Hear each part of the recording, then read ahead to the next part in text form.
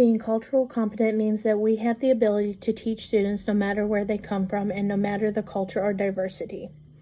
Each classroom has many cultures and diversities that we as educators will have to handle. A culture is a belief that someone has when it comes to values, traditions, worldviews, and social or political views. In schools, students that have the same beliefs will be seen around those same students. Diversity is a mix of people, things, or groups that could come from either a family or language. Schools have a number of students that do not speak English, and that is because they come from a different country. On the cultural competence continuum-Characteristics chart, as a future educator, I hope that I would fall under the cultural competence, and believe I will. This is because I want to stand for all social and economic justice for every student. I want to be inclusive with my classroom and learn about students' values and beliefs, so I do not make a mistake with any one of my students. One way that I would deepen my cultural competence is to follow the professional disposition of learners. One way of understanding our biases would be to demonstrate professional conduct. By doing so, we are committing ourselves to each student with the belief that all students can learn. When teaching a diverse classroom, it would be best to know the background and cultures of all your students and not tolerate inappropriate behavior towards a diverse student.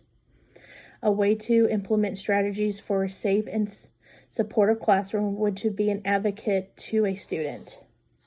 As an educator, I would build a positive relationship with the student. This builds trust and gives students comfort. There may come a day when a student has an issue and needs help. An educator will take the time to understand the issues and concerns the student is having, and we should assist the student in finding a solution for their issue and guide and encourage them to follow through with the solution.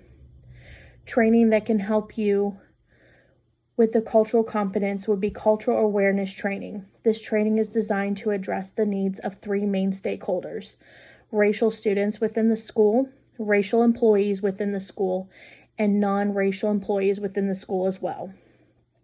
If there is a cultural inclusion within the classroom, it means the teacher will include all students in the assignment that is being taught, and every student will benefit from the learning.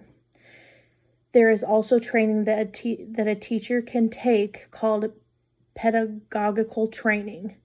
In the training, a teacher can increase their knowledge of student identities, social identities, and barriers to learning, change their attitude about the student's ability to learn the material, and modify their approach as a response to cultural inclusion.